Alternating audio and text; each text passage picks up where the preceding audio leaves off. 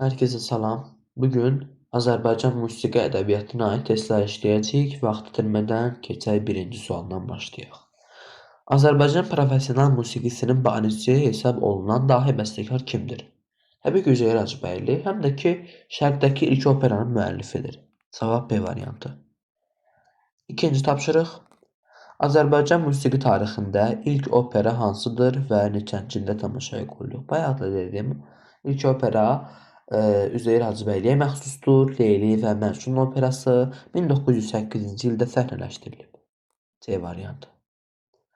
Üçüncü tapşırıq. Fikrət Əminovun dünya musiqi xəzinəsinə bəxş etdiyi simfonik muğam janrının əsasını qoyan əsərlər hansılardır? Fikrət Əmirov simfonik muğam janrı Şur və Kürdovşar əsərləri ilə təməlini qoymuşdur. Yəni belə başlamışdır. Şur və Kürdovşarı.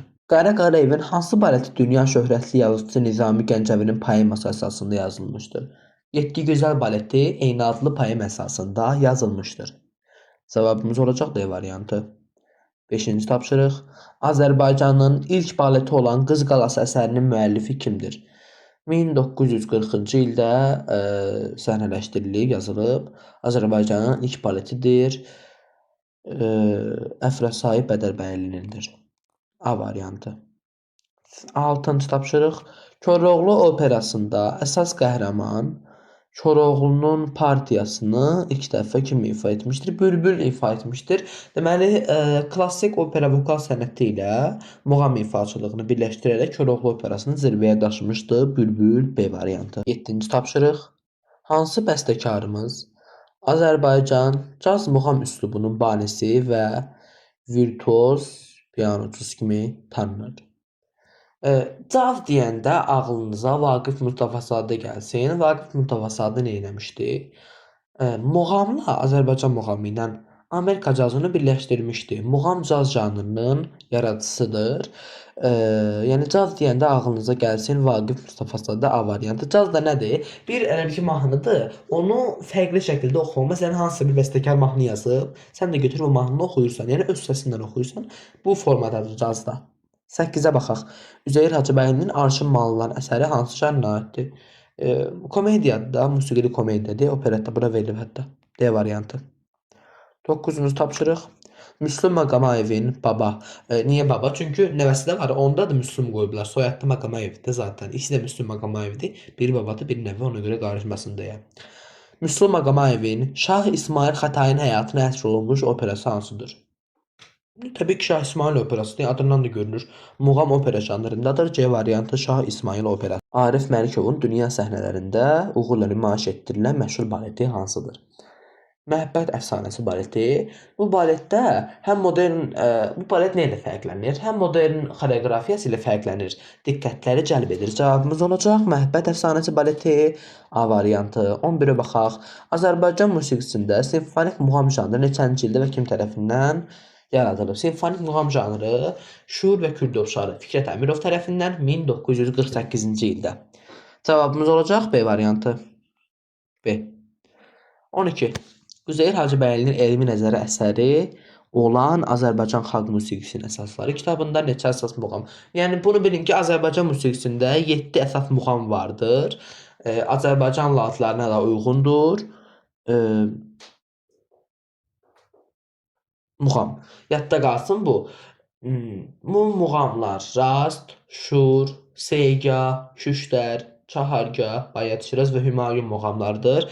Cavabımız olacaq C variantı 7 əsas muğam. Tapşırıq 13. Azərbaycanın ilk qadın bəstəkarı kimdir? Bu sualı qarışdırmayın. Qadın bəstəkarıdır. Profesional ifaçısıdırsə Şövkət Ələkbərovanı götürəcəksiniz. Əgər qadın bəstəkar deyilsə, yəni hər hansı bir əsəri bəstələyibsə, oxumaq ayrı, bəstələmək ayrı. Şövkət Ələkbərova ifa edirdi, oxuyurdu müğənnilər kimi. Ancaq burada cavabımız olacaq Ağabacı Rızayeva. D variantı. Ağabacı Rızayeva bu arada Üzeyir Hacıbəylinin tələbəsi olmuşdur. Bunu da yadınızda saxlayın. 14-cü sual.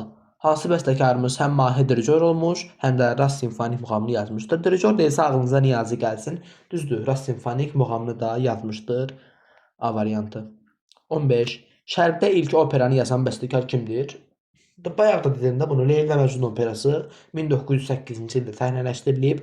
Üzeyir Hacıbəyli tərəfindən yazılıb. Cavabımız olacaq C variantı, Üzeyir Hacıbəyli. Füzuli kantatasının və Azad operasının müəllifi kimdir? Cahangir Cahangirov. Bir də Füzuli kantatası xor və orkestr üçün yazılmışdır. Bunu da bilin. Cavabımız olacaq B variantı, Cahangir Cahangirov. 17-ci sual. Hansı əsər Qara Qarayevin yaradıcılığında mühüm yer tutan İspan mövzusuna aiddir? Dərslərdə öyrədilir bu. Don Kixot.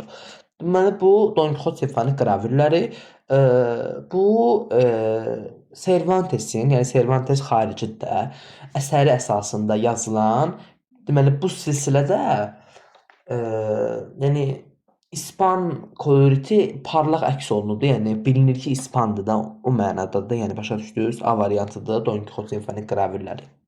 18.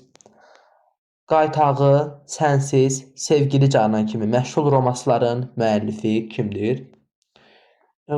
Üzeyir Hacıbəylidir də, yəni B variantı. Bir də ki bu Sənsiz və Sevgili Canan. Bunlar romans qəzəldir həm də. Fikrət Əmirovun Minbir Gecə nağılları əsasında yazdığı balet hansıdır? Yəni Minbir Gecə nağılsa, deməli Minbir Gecədə cavab elə. Bu çox sadə bir şeydir.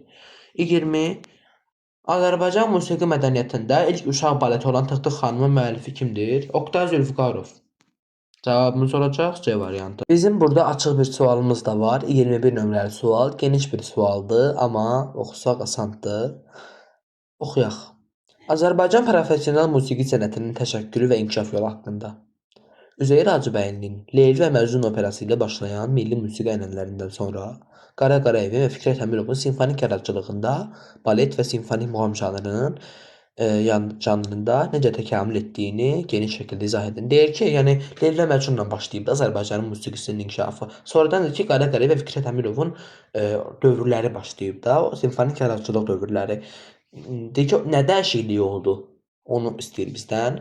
Burada var ki, sualın əsas alt başlıqları, cavabda nə məqamları toxunmalıdır. Bir, deyir ki, muğamdan operaya keçid Üzeyir Hacıbəylini muğam opera janrına gətirərkən muğam opera, yəni qarşılaşdığı zaman hansı çətinliklər oxur deyərik. Milli simfonizmin yaranması haqqında Azərbaycan musiqisində Qara Qarayevin baletləri, məsələn 7 gözəl ilə Fikrət Əmirovun muğamları, məsələn Şol Kürdovşarı arasında musiqi dili və orkestrləşdirmə baxımından hansı maraqlı fərqlər var?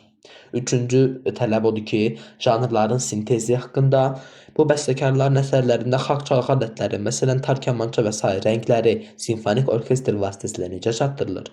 Onlar Avropa musiqi formaları ilə şərq musiqi ruhunu necə birləşdiriblər? Dördüncü də yekun təhlildir.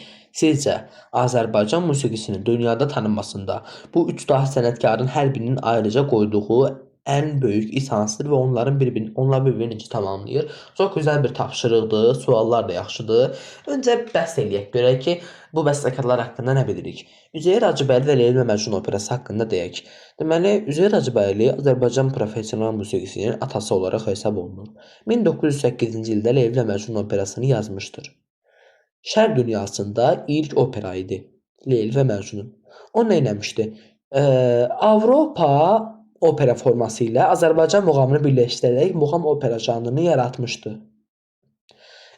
Əsər Füzulinin eyni adlı poeması əsasında yazılmışdır. Yəni ki, qəhrəmanlar uyğun gəlir də bir-birinə. Qara Qarayev isə Azərbaycan musiqisində modernizmin, dərin fəlsəfi simfonizmin zirvəsidir. O, milli musiqi köklərimizi dünya klassik və müasir musiqi texnikaları ilə deməli ən yüksək səviyyəyə birləşdirmişdi. Yəni 7 gözəl baletidir, ildırımlı yollar baletidir. Bu Azərbaycanda da tanınır, dünyada da tanınır. Yəni dünya səviyyəsinə çatdırmışdı. Fikrət Əmirov isə bildiyimiz kimi simfonik muğam janrının yaradıcısıdır. O da ki, rəngarəng orkestrləşdirməsi ilə tanınır. Məsələn, Kürdovşarı bu onun simfonik muğamlarıdır. Yəni tanıdmışdı, dünyaya tanıda bilmişdi. İndi keçək bu alt başlıqlara. Birinci deyil, muğamdan operaya keçid. Üzeyir Hacıbəylini muğam opera janrına gətirərkən qarşılaşdığı əsas çətinliklər və qazandığı uğur haqqında danışın.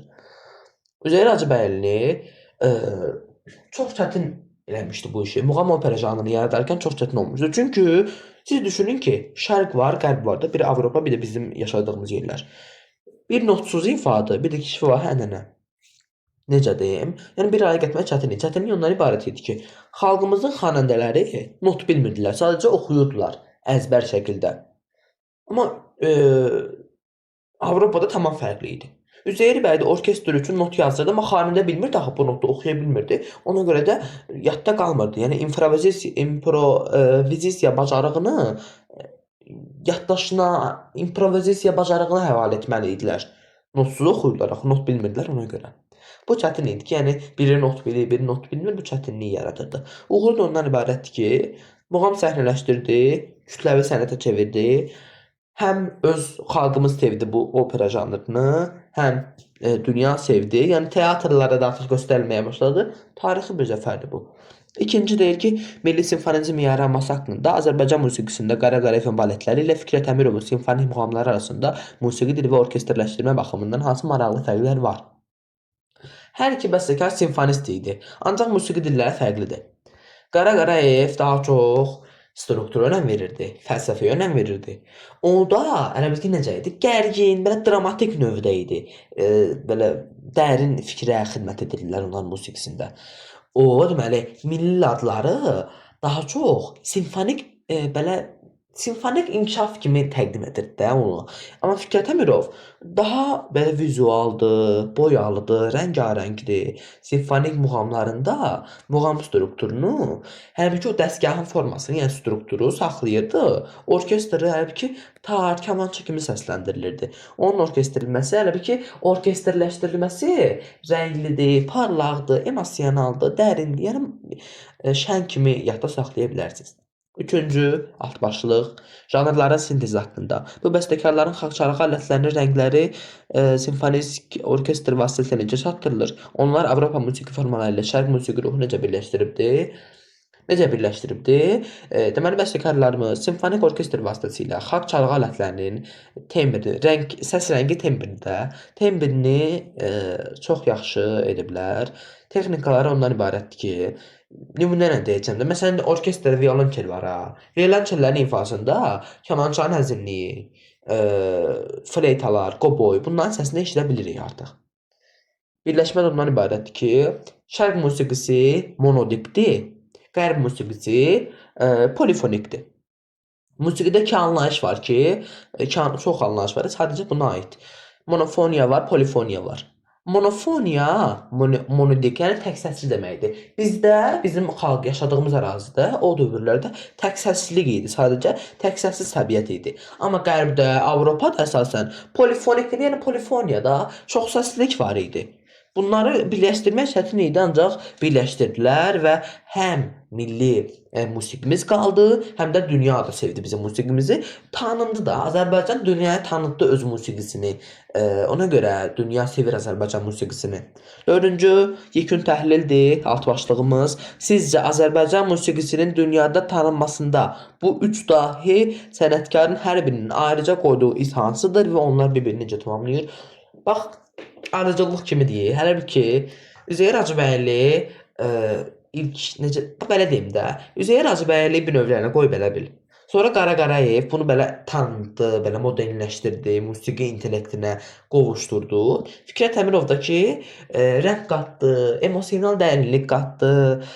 Fikrət Əmirov təkrar olunmaz bir milli rəng qatdı, dərinlik qatdı. Daha da möhtəşəm etdi bu janrları, bu əsəri.